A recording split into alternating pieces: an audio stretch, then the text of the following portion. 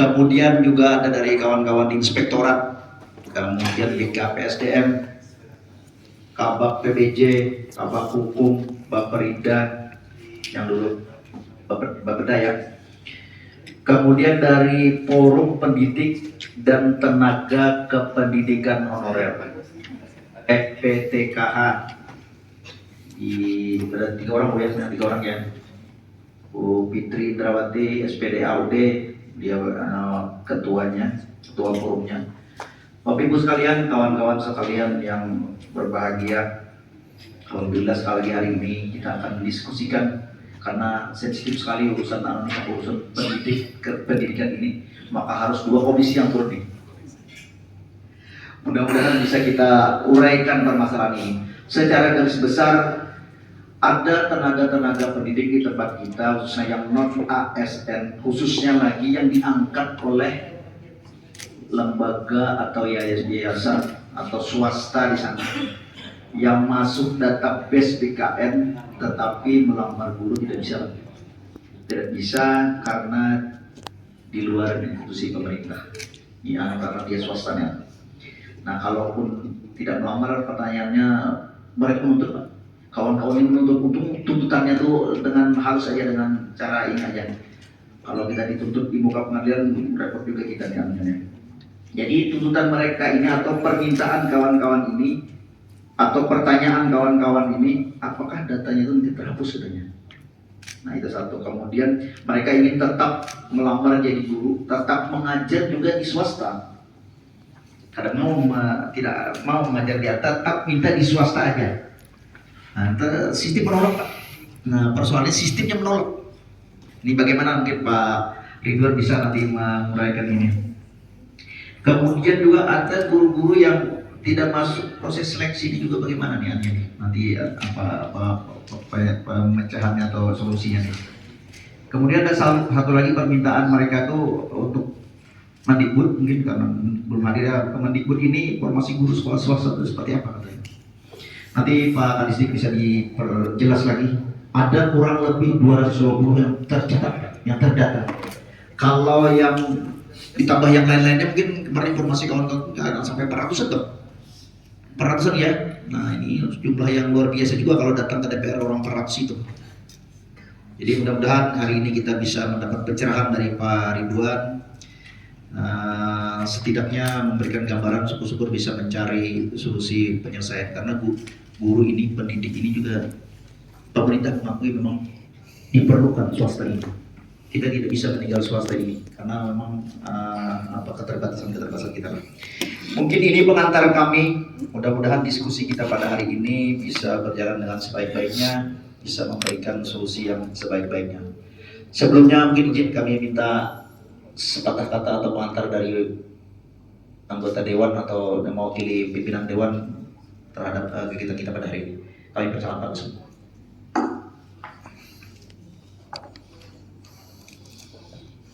Bismillahirrahmanirrahim. Assalamualaikum warahmatullahi wabarakatuh. Assalamualaikum warahmatullahi. Alhamdulillahirabbil alamin. Wassalatu wassalamu ala asrofil anbiya'i wal mursalin. Sayyidina wa maulana Muhammadin wa ala alihi washabihi wasallam ajmain. Amma ba'du. Yang saya hormati Pak Muhammad Ridwan, Usrunhan dari BKN. Tadi nyampaikan katanya kalau sama orang Banjar pusat perencanaan keperluan gitu Pak. Bukan kebutuhan, diganti keperluan. Alhamdulillah beliau ini kalau dari sisi agama ini penjaga pintu surga Pak Ridwan. Ini mudah-mudahan nanti pintunya dibuka Bu dari FT PKH. Yang saya hormati seluruh kepala SKPD yang hadir pada hari ini. Kemudian beliau yang membuka tadi dari Pak Asisten 3 Pak Hairin. Kemudian yang saya hormati dari Komisi 1 dan Komisi 2. Izin saya mengenalkan gitu. dari komisi, termasuk dari komisi 2 dulu Pak, karena dari komisi 2 ini lebih hafal saya. Saya sendiri sebagai ketua komisi 2 Pak Agus, kemudian Ibu Edra sebagai wakil ketua, kemudian ada Ibu Azizah, Bu Indang dari partai PKB Pak, Ulun sendiri dari Golkar, kemudian Bu Azizah itu dari Partai Demokrat, kemudian Pak Ustadz Zainal dari Gerindra, kemudian Ibu Hajah Marni dari Golkar, kemudian ada Ibu Ridayani dari Partai PDIP, Aceh Loda, kemudian Ibu Giarti dari Nasdem, kemudian juga Bapak Joko Pitoyo atau Pak Jokowi, suaminya Ibu Giarti dari Partai Nasdem. Kemudian dari Komisi 1, Ketua Bapak Yoga, Pak ini bukan belum hadir, sedang perjalanan ke sini insya Allah. Kemudian wakilnya siapa ya? Oh, Pak Dayat. Pak Hidayat yang dari Partai PDIP Pak. Dan Pak Yoga tadi dari Partai PAN. Kemudian Pak Bona.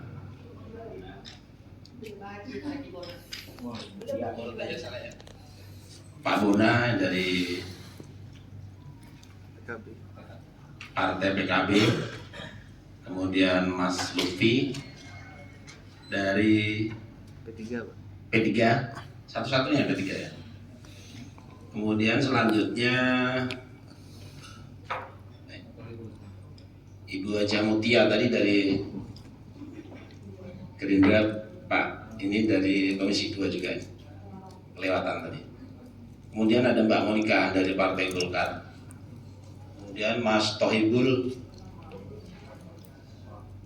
Partai Demokrat.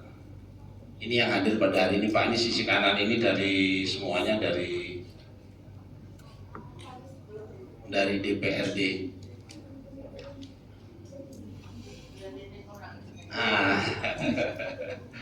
Tetangga saya kelewatan satu, Ibu Yatini dari Partai Nasdem Pak. Itu untuk perkenalannya. Kemudian dari DPRD sendiri pada tanggal 14 hari Senin pada tanggal 14 Januari 2025 juga melakukan pertemuan bersama antara SKPD terkait dan dari Forum Pendidik Tenaga Pendidikan Honorer di Kabupaten Tanah Laut. Kemudian ini saya bacakan secara rinci dulu ya. Aspirasi dari FETKH guru honorer di sekolah swasta di Tanah Laut merasa tidak mendapat kejelasan terkait kebijakan pengangkatan ASN atau P3K dan ingin tetap bisa mengajar di sekolah swasta tanpa harus memilih ke jabatan teknis. Memohon kejelasan dari DPRD dan Pemkab terkait penempatan serta keberlanjutan penghasilan mereka. Kemudian dari Dinas Pendidikan menyampaikan banyak guru honorer mengabdi di sekolah swasta TK dan PAUD yang tidak masuk dalam database BKN. Jika mereka dipindahkan ke jabatan teknis, pendidikan di TK swasta akan terdampak. Kemudian yang kedua, perlu solusi agar guru honorer tetap bisa bertugas di sekolah swasta, misalnya melalui judicial review terhadap regulasi yang ada. Kemudian dari BKPSDM menyampaikan regulasi penerimaan CPNS ke P3K mengharuskan guru bekerja di instansi pemerintah dan sampai saat ini belum ada mekanisme resmi untuk menempatkan P3K di sekolah swasta. Dan yang kedua, penerimaan P3K di tahun anggaran 2024 yang paling memungkinkan bagi guru-guru ini ke teknis. Apabila mendaftar guru secara sistem akan tertolak secara otomatis. Kemudian dari bagian hukum menyampaikan regulasi tidak memungkinkan pengangkatan guru P3K di sekolah swasta. Untuk itu alternatif lain adalah mekanisme hibah, tetapi tidak dapat diberikan terus-menerus setiap tahun.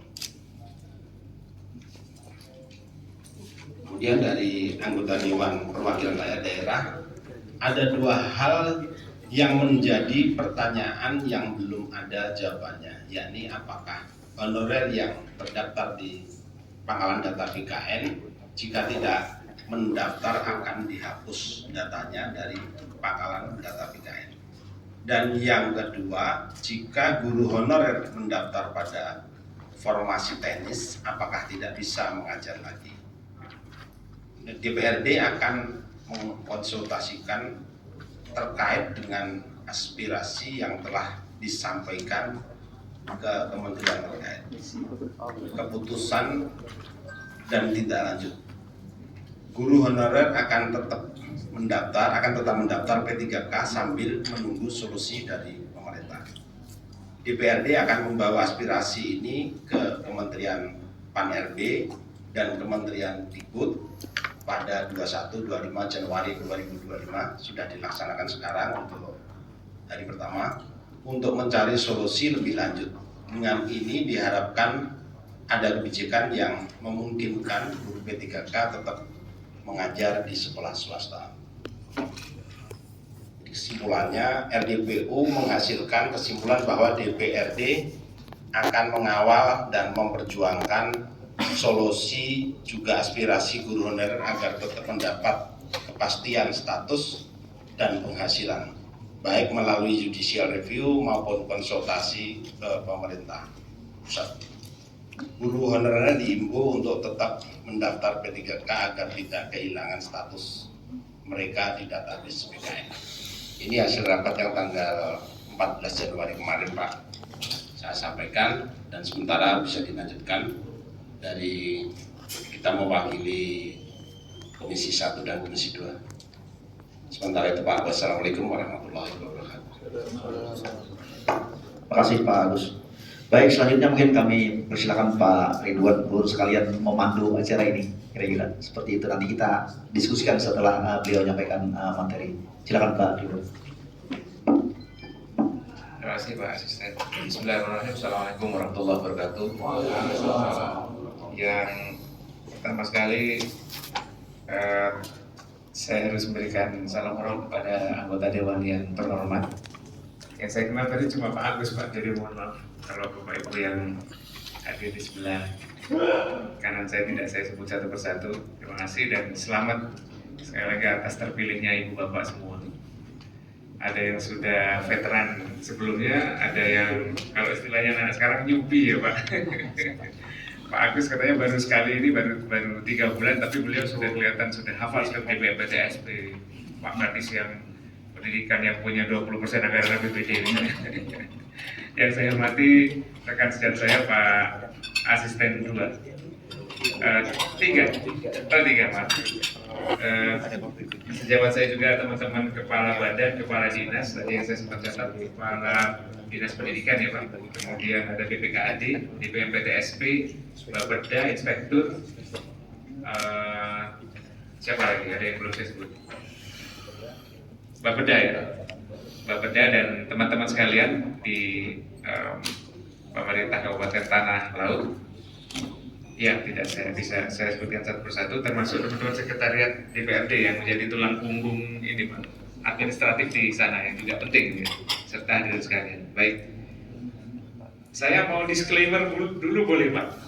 Teman-teman honorer, sorry, para guru yang menghadirkan kita di sini dari ini yang paling penting banget sebut terakhir nih. FPTKH, baik, dengan Bu siapa tadi Bu? Bu Sapitri, baik. Baik. Pertama saya mau disclaimer dulu Ibu Bapak. Saya bukan terdakwa, saya teman. Dan di antara beberapa yang disebut oleh Pak Asisten tadi ada Kemenpan RB dan ada Kemendikdasmen saya hubungi mereka dan keputusan di tangan mereka untuk tetap tidak hadir. Tapi bismillah, BKN diminta oleh Pak Kepala BKN yang baru, Prof. Zudan, untuk menjadi mitra kerja strategis apa yang bisa kami bantu dan sebagainya. Tetapi sekali lagi, kalau tata kerjanya, pembuat norma itu adalah Kemenpan RB.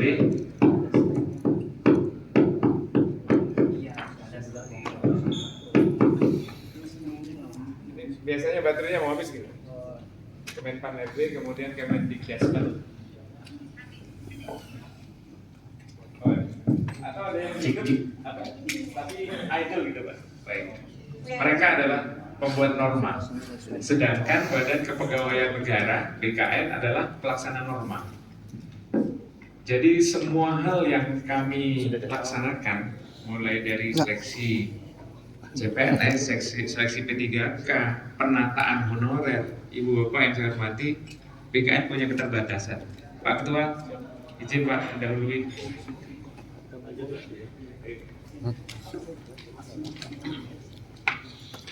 Nah, itu mungkin tantangan dan hambatan kami. Jadi kalau disebutkan ada beberapa tantangan di daerah, iya Pak, betul. Saya ingin merefresh lagi. Ada Pak Kepala BKP SDM kah? Ada ya Pak? Oh belum hadir, baik. Kalau boleh tahu, barangkali anak buahnya, berapa jumlah tenaga honorer non ASN di database BKN yang tercatat? Roughly saja Pak. 220 yang sudah masuk ke database BKN. 220-an. Baik. Menurut data di kami, Yang guru aja itu Pak khusus. oh enggak, semua dong? Semua. Sampai 2000-an? Tidak sampai ya?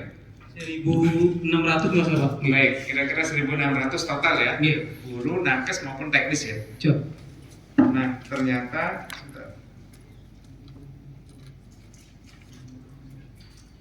formasi yang diberikan oleh Menpan, termasuk yang diusulkan oleh BKP SDM Tanah Laut adalah untuk CPNS nakes 34, CPNS teknis 5, totalnya 39. Betul ya Pak? Kemudian untuk P3K guru 200, P3K nakes 76 dan P3K teknis 480, so totalnya kurang lebih 756. Padahal amanat pasal 66 Undang-Undang 20 2023 tentang ASN yang baru mengamanatkan penataannya harus selesai di 31 Desember 2020. Penataannya Pak ya, bukan eksekusinya. Penataannya dulu. Nah, belum apa-apa, Pemkab Tanah Bumbu sudah Tanah Laut. Kenapa Tanah Bumbu? Belum pernah ke Tanah Laut, izin Pak. Punya masalah, bagaimana honorer sejumlah 1.000 sekian harus dimasukkan sementara wadahnya itu hanya 750. So belum apa-apa, PR ini sudah ada. Nah dengan itu Pak Ketua, para anggota Dewan yang terhormat, teman-teman di Pemkab Tanah Laut, saya akan coba memaparkan progres penataannya yang disampaikan oleh Pak Kepala BKN di depan forum waktu itu, ada forum Zoom ya, dipimpin oleh Pak Mendagri dan di sana juga ada Bu Menteri Pan RB. Oke, jadi dengan ini disclaimer saya sebelum masuk ke sini adalah kami adalah pelaksana norma. Jadi tidak mungkin rasanya kami melampaui kewenangan itu. Tiba-tiba misalnya Pak Kadis yang 4C dijadikan 4E lah, nggak bisa.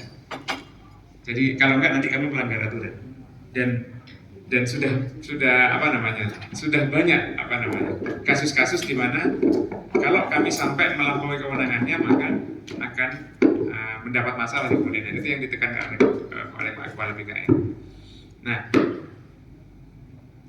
amanat pasal 66 Undang-Undang 20 2023 tentang ASN itu sudah disepakati juga dengan Komisi 2 Pak, DPR RI. Kemudian kebetulan di sini sama namanya Pak, Komisi 2 ya. Kalau di tempat lain angka misalnya, huruf Pak, A, B, C, di sini 2.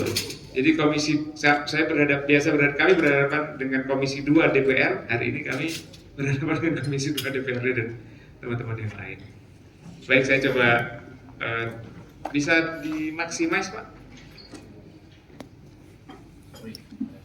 paparannya. Nggak bisa di. Oh, ada tuh di view and ya full screen atau apa ya?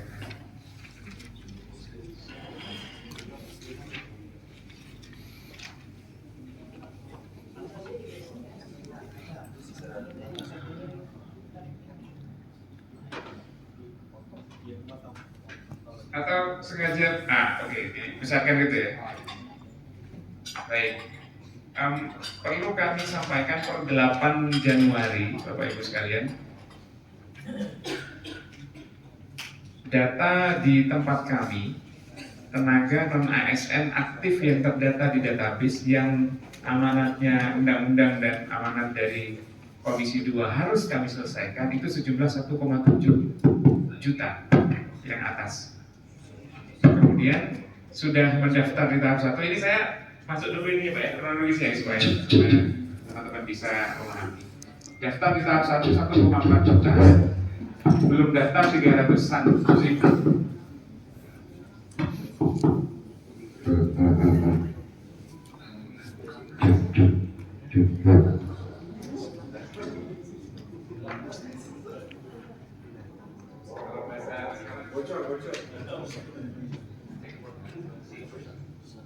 Baik, dari itu kita melihat bahwa ada yang belum daftar 330 ribu. Nah, memenuhi syarat di tahap 1 yang paling kiri tengah ada 1,4 juta, kemudian tidak memenuhi syarat ada 47 ribu dan seterusnya. Artinya amanat pasal 66 Undang-Undang ASN itu belum bisa kami laksanakan seterusnya sepenuhnya. Karena apa? Karena ternyata pegawai non-ASN yang terdata di database non-ASN DKS sejumlah 1,7 itu sudah diberi privilege 100%. P3K itu untuk dia, untuk mereka. Ternyata masih nggak ada jam. Kalau bahasanya Pak Ketua karpe opo, maunya sudah diberi privilege. Kebanyakan Pak, kebanyakan. Misalnya formasi guru berapa? 200. Yang ikut 200. Tidak ada fasilitas. Artinya apa? Masuk semua. Pokoknya daftar, ikut tes ya. Masuk, login, kerjakan satu soal, selesai. Masuk. Nah ini saya belum tahu apakah di tanah laut juga kita lihat saja. Masih ada yang belum daftar. Ada juga yang diminta melamar di P3K dengan kemungkinan 100% masuk jadi ASN milik CPNS. Yang bisa hanya 0% mungkin, dan betul Pak.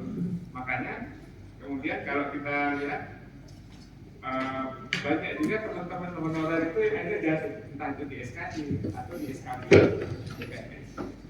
Nah, banyak juga yang salah formasi, guru milih nakes milih teknis dan sebagainya. Dan selain itu di luar itu kan ini database ini basisnya terakhir Desember 2022 pendaftarannya dan itu ditutup. Tetapi kemudian kan ada juga dinas-dinas yang mulai merekrut baru per 1 Januari 2023. Wah itu jelas kan bukan prioritas untuk saya. Tapi meskipun demikian di tahap 2 teman-teman yang tidak masuk itu boleh Pak. Asalkan dia sudah 2 tahun. Dan kalau 2023 Januari menjadi honorer, maka 1 Januari 2025 sudah eligible Pak. Kenapa? Minimal 2 tahun. Nah dari sini saya tidak mau mendikotomi pusat dan daerah. Pemerintah kurang apa? Baik pusat maupun daerah, termasuk teman-teman anggota dewan. Dukungannya terhadap honorer. Nah ini belum bicara di sini ya Pak. Baik, next. Karena saya juga diam-diam harus mewakili Kementan. Nah, Kira-kira teman-teman honorer yang terdata di database non ASN itu sekian Pak. Yang TMS untuk CPNS 8.843, yang TMS di P3K tahap 1 38.000 sekian. Dengan berbagai macam alasan TMS. Di kasus tanah laut yang men-TMS kan siapa? BKPSDM tanah laut. Tapi alasan pen-TMS kan ya itu eligible, betul semua. Misalnya surat lamaran tidak sesuai, masih ada akreditasi perguruan tingginya tidak sesuai untuk yang CPNS ya. Kemudian surat pernyataan tidak sesuai dengan format yang diberikan, ada. Untuk yang P3K misalnya surat pengalaman kerja tidak sesuai, yang tanda tangan bukan eselon 2 misalnya, atau kalau di nakes bukan kepala puskesmas, itu pasti oleh teman-teman BKPSDM di TMS kan di tahap administrasi, transkrip nilai tidak sesuai dan sebagainya. Jadi, nah sekian ini pada akhirnya dengan Kepmenpan 15 dan Kepmenpan 16 2025 itu diperbolehkan Pak untuk daftar di tahap kedua. Padahal sejatinya teman-teman tahu semua bahwa Bapak Ibu tahu semua bahwa untuk 1 kali periode hanya boleh 1 kali daftar. Ini bukan seperti arisan yang bisa ikut 2, ikut 3, ada 1 gitu. Baik, selanjutnya. Nah, sekarang bagi mereka yang TMS di CPNS dan TMS tadi di P3K tahap 1, kami menyediakan sistem untuk supaya teman-teman di BKPSDM dapat mengkonfirmasi benar nggak si fulan ini tetap dibutuhkan di dinasnya. Ada yang dikonfirmasi tidak dibutuhkan Pak, tetapi sebagian besar dibutuhkan. Kalau tidak dikonfirmasi sebagai diperlukan, saya kampus perencanaan keperluan dari Pak Agus sampaikan gitu. Hanya mereka yang dikonfirmasi diperlukan saja yang bisa mendaftar di tahap 2. Kalau tidak, terkunci NIK-nya, tidak bisa daftar karena aturan yang lebih tinggi menyebutkan dia sudah ikut dan hanya boleh ikut sekali. Lanjut.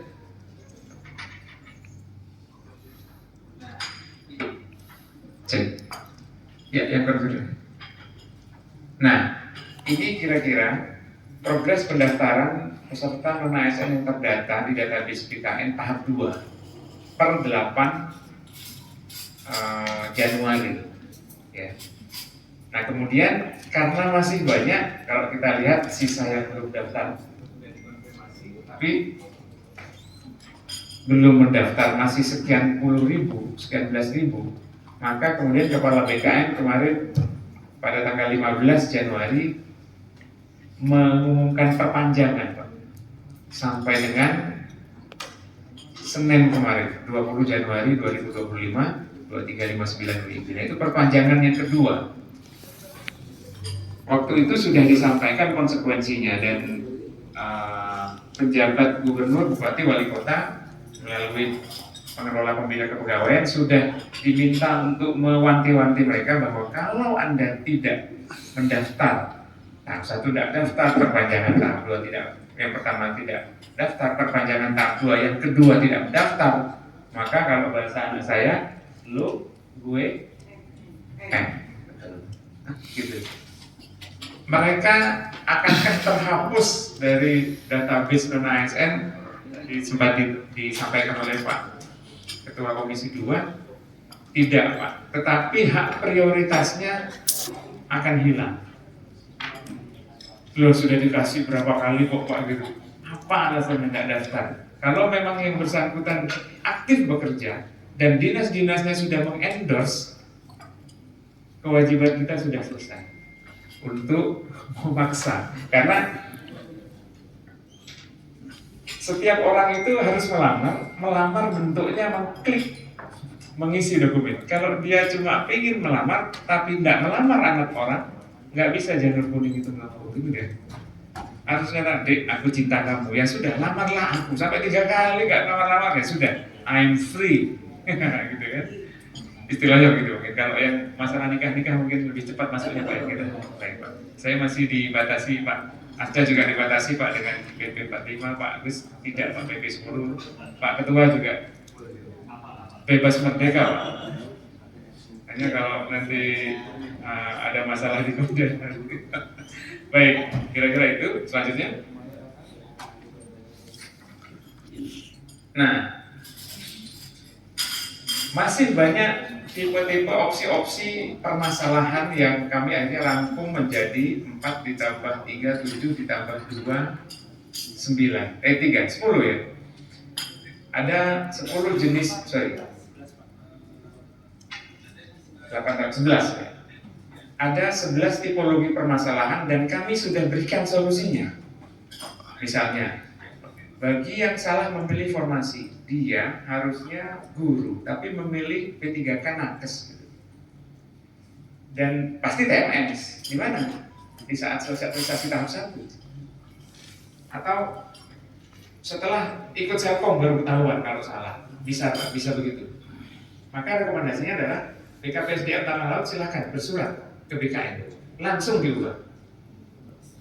Kemudian untuk yang kedua misalnya, kedua dari atas, pelamar tahap 1 tidak hadir ujian CAT karena sakit, umroh dan sebagainya, maka yang bersangkutan otomatis masuk di tahap 2 untuk jabatan tampungan.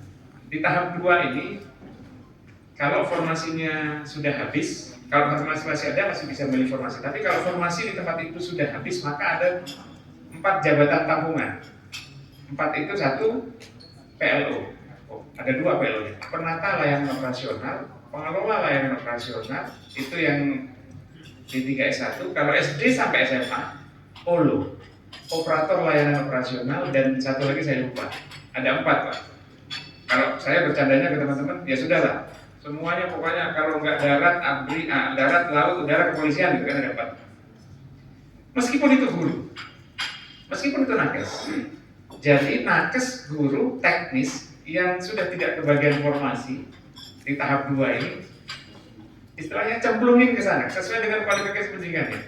Kalau misalnya ada teknis yang SMP, masuknya OLO, operator layanan operasional, karena kualifikasi pendidikannya dari SD sampai SMA dan seterusnya ya. Kurang gimana Pak? Pemerintah, baik pusat maupun daerah, termasuk anggota dewan juga mengendorse. Kemudian kalau nomor 3 alasannya dia TNS di CPNS atau P3K tahap 1, maka dia harus, sekali lagi harus mendaftar di tahap 2 sama di jabatan tampungan itu. Ya. Maka apakah guru bisa tetap ngajar? Itu namanya jabatan tampungan Pak. De jure-nya tampungan, de facto-nya teman-teman itu tetap mengajar di tempat itu. Yang nakes tetap merawat pasien itu. Yang teknis tetap membantu dinas-dinas di tempat itu. Nanti kami sampaikan mekanisme lanjutannya. Kemudian yang keempat ya, non ASN terdaftar di CPNS tapi tidak lulus, maka dia baru diperbolehkan untuk mendaftar setelah selesai tahap 2. Tahap 2 sendiri Pak, tesnya itu kira-kira April, Bapak Ibu. Kenapa? Izinkan kami puasa dengan nyaman dulu Pak, bulan Maret. Kecuali kalau Bapak Ibu memutuskan melalui Raperda puasa 2025 ditiadakan. Alhamdulillah. Diundur. Tapi apa namanya, hari raya tetap Pak ya, puasanya diundur. Yang senang bapak-bapak ya. Baik. Jenis yang kedua adalah non ASN yang belum sama sekali mendaftar, yang saya bilang tadi ada belasan ribu. Untuk pusat kebetulan kami Pak di Pusrenhan yang bertanggung jawab memaksa teman-teman honorer kementerian lembaga untuk mendaftar. Alhamdulillah tinggal 334. Jadi kementerian lembaga itu lebih patut Pak daripada teman-teman yang bukan kementerian lembaga, bukan kepala daerah Pak ya. Kemudian ada dua, tidak tersedia formasi pada instansi tempat bekerja, dia harus tetap mendaftar tapi di jabatan tampungan yang 4 itu. Sudah nggak usah lihat apa kualifikasi pendidikannya saja. Ada OLO, ada PLO, ada DUO. Kemudian yang nomor 2 tengah, tidak memiliki surat keterangan aktif bekerja. Nah ini ada Pak, banyak malah sudah terdata di database BKN tapi kemudian mengundurkan diri atau tidak diperpanjang kontraknya di awal 2024. Ini sama Pak, lo, gue, karena basisnya terdata dan aktif bekerja. Kalau terdata atau tidak dan tidak aktif bekerja, tidak akan masuk, tidak bisa. Gitu. Nah, BKN perlu mengkonfirmasi ke instansi atau dibalik. Tanah Laut perlu mengkonfirmasi orang-orang ini kalau ada kasusnya di Tanah Laut kepada BKN. Kemudian yang ketiga, NIK terblokir karena pelanggaran seleksi. Ada Pak? Zaman saya menjadi kepala pusat pengembangan sistem seleksi IO pengadaan CPNS nasional tahun 2021 sebanyak 375 orang kami blacklist Pak karena memakai remote access yang Sulawesi Selatan, Sulawesi Barat. Saya Pak di sana Pak, kampusnya ketika itu. Saya kan gimana caranya? TIU, Tax Intelligence Umum, hitung-hitungan Pak, setiap 4 detik sekali menjawab dan benar. Itu sudah masuk ke Mabes Polri, jadi Bapak Ibu masih senang-senang di rumah tanggal 1 Januari 2022 saya diperiksa di Mabes Polri. Adakah teman-teman BKN, khususnya kami, terlibat dalam remote access ini? Pertama ditemukan 225, akhirnya 375. Di sidang rata-rata 375 orang itu nyanyi Pak. Misalnya saya ketangkep, Pak Azda ketangkep, Pak Ketua ketangkep, Pak Agus nggak ketangkep. Karena kan kami pakai AI, pakai big data nyarinya, yang kebenarannya hanya 70-80%. Jadi deteksi sedikit memenuhi syarat ini masuk. Ada juga yang lolos Pak. Pak Agus lolos misalnya. Kemudian Pak Asda cerita lagi bagaimana Pak, kami ini satu grup berempat Pak, itu yang pojok belum apa-apa ditangkaplah juga ini.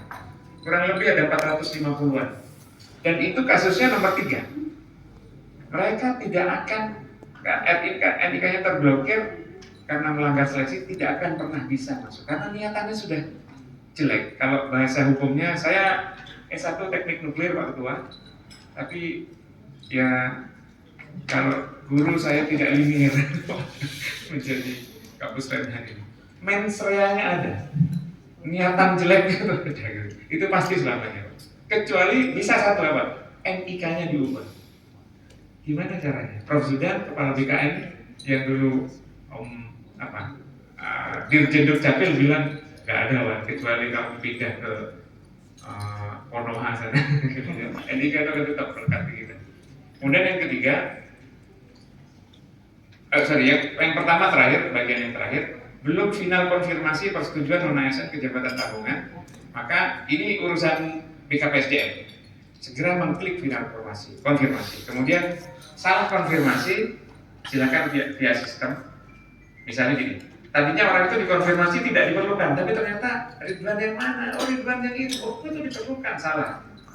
Nanti silakan konfirmasi ke SSI ASN nanti. Kemudian ketiga, instansi pemerintah meminta perubahan formasi tahap 1.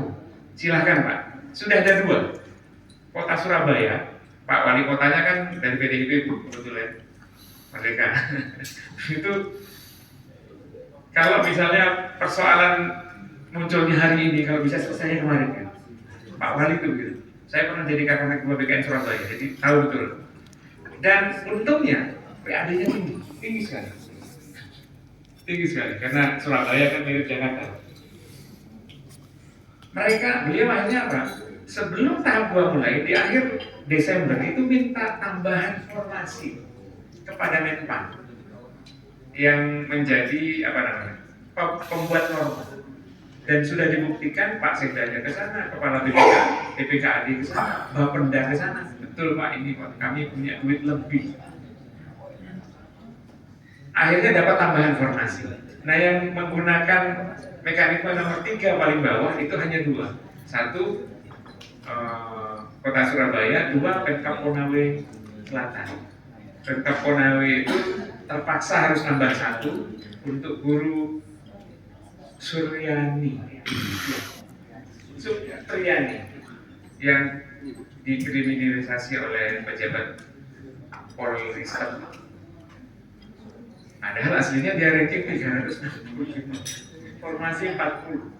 Tapi Pak Profesor Abdul Mukti, Mendikbud bilang, sudah kalau bahasanya Pak Agus, keberajut, sudah kata ngomong, kamu nanti saya angkat ASN. Loh, padahal formanya bilang, kamu lulus formasi 40, beliau ranking 300 sekian.